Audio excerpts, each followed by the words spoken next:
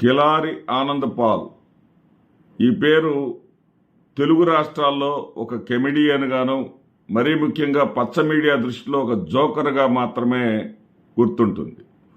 కానీ ఈయనకు అంతర్జాతీయ స్థాయిలో డాక్టర్ కేఏ పాల్ అని ఒక చక్కటి పేరు ఉంది. ఆయనకి గౌరవ మర్యాదలున్నాయి.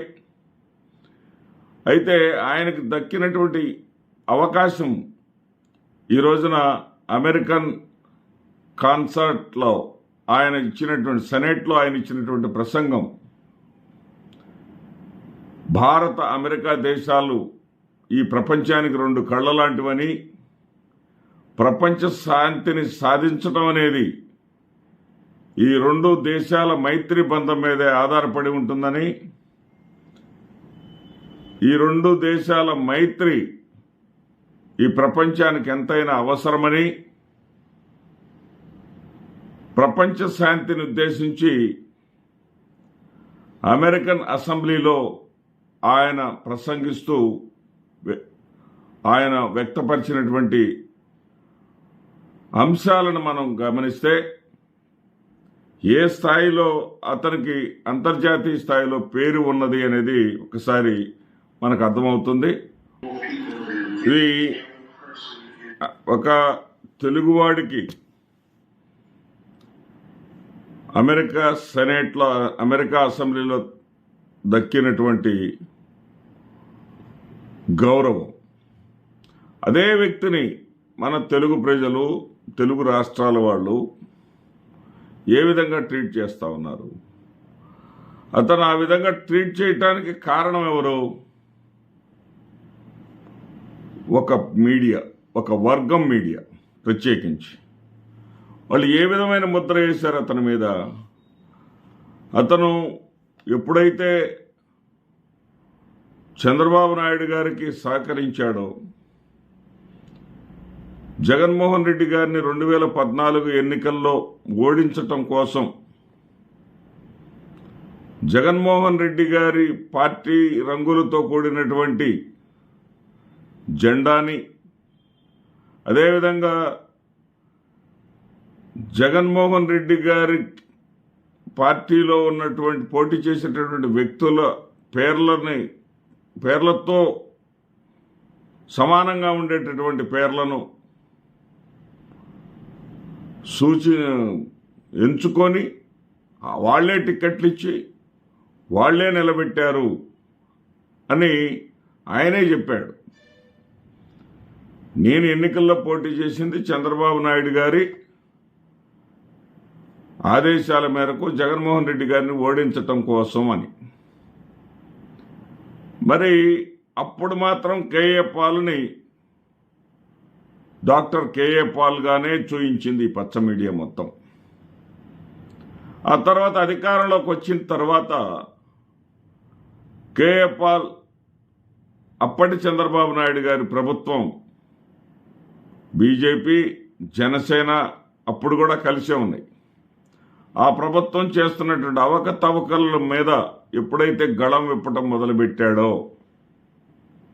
వెంటనే అతన్ని ఒక కెమెడియన్ చేసేశారు, అతన్ని ఒక జోకర్ చేసేశారు.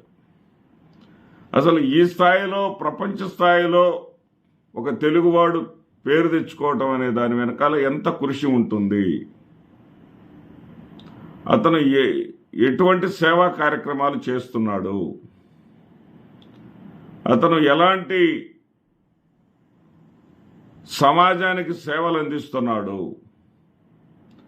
ఎక్కడెక్కడి నుంచో నిధులు తీసుకొని వచ్చి ఈ సమాజంలో ఉన్నటువంటి అనాథ ప్రజలకు, అనాథ బిడ్డలకు అనాథాశ్రమాలు నిర్మించి ఏ విధమైనటువంటి సేవ చేస్తున్నాడు? ఏ రోజైనా సరే ఆలోచించారా? తెలుగు రాష్ట్రాలలో, ముఖ్యంగా ఈ ఆంధ్రప్రదేశ్ రాష్ట్రంలో ఒక వర్గం మీడియాకి పట్టినటువంటి ఆ వర్గం మీడియా అనేది తెలుగు ప్రజలకు పట్టినటువంటి పీడ, చీడ అనొచ్చు. వాళ్ళకు నచ్చిన వ్యక్తినైతే ఆకాశానికి ఎత్తుకుంటారు. అదే వ్యక్తి వాళ్ళకి వ్యతిరేకంగా ఏదన్నా మాట్లాడితే అతన్ని వెంటనే పాతాళానికి తోసేస్తారు, బురద గుంటలోకి ఇసిరేస్తారు. ఉదాహరణకి పవన్ కళ్యాణ్ చంద్రబాబు నాయుడు గారిని, లోకేష్ గారిని ప్రశ్నించిన వెంటనే పవన్ కళ్యాణ్ మీద ఏ విధమైనటువంటి దాడి చేశారో మనం అందరం చూశాం. ఆ దాడిని తట్టుకోలేక పచ్చ మీడియాని చూడవద్దు, పచ్చ పేపర్లు చదవద్దు అని పిలిపించేంత వరకు వెళ్ళాడు పవన్ కళ్యాణ్. అదేవిధంగా కేఏ పాల్ ఏబిఎన్ ఛానల్లో మనం అనేక సార్లు చూసాం. ఏకంగా చీఫ్ అయినటువంటి వేమూరి రాధాకృష్ణతోనే చూశాం మనమంతా. ఆగవయ్యా, నువ్వు ఆగవయ్యా అంటాడు. ఇతనేం తగ్గడు అనుకోండి, అది వేరే విషయం.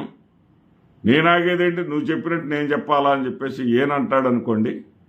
ఇలా అయితే నన్ను పిలవద్దు అని చెప్పేసి కూడా ఇతను నోరు మూయించాడు, అది వేరే సంగతి.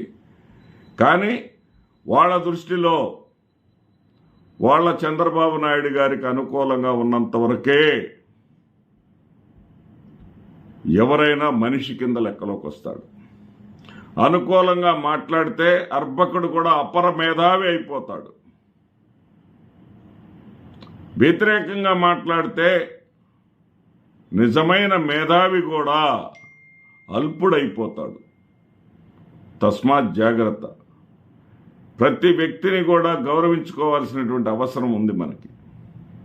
ప్రతి వ్యక్తిని కూడా మనం అతనిలో ఉన్నటువంటి ఔన్నత్యాన్ని గ్రహించి మంచిని స్వీకరించాల్సినటువంటి అవసరం ఉంది. ప్రతి వ్యక్తిలో కూడా లోపాలుంటాయి. ఆ లోపాలని ప్రక్కన పెట్టేసి ఆ వ్యక్తిలో ఉన్నటువంటి పాజిటివ్ గుణాలను, మంచితనాన్ని మనం అన్వయించుకోవాల్సినటువంటి అవసరం, అతని దగ్గర నుంచి నేర్చుకోవాల్సినటువంటి అవసరం ఉంది. ఇకనైనా పచ్చ మీడియా, మీరు అనుకున్న లక్ష్యం నెరవేరింది, మీ అబద్ధాలు నమ్మారు, మరొకసారి మీ నాయకుడికి అధికారం ఇచ్చారు. ఇప్పుడైనా కాసింత సమాజం గురించి ఆలోచించండి. మీకు నచ్చిన వాళ్లే తెలుగు వాళ్ళు కాదు. తెలుగు మాట్లాడే వాళ్ళందరూ కూడా తెలుగు వాళ్ళే అనేటటువంటి కనీస విశాల హృదయాన్ని చూపండి. మీకు చూపటం చేత కాకపోతే మీ కర్మ. నమస్తే.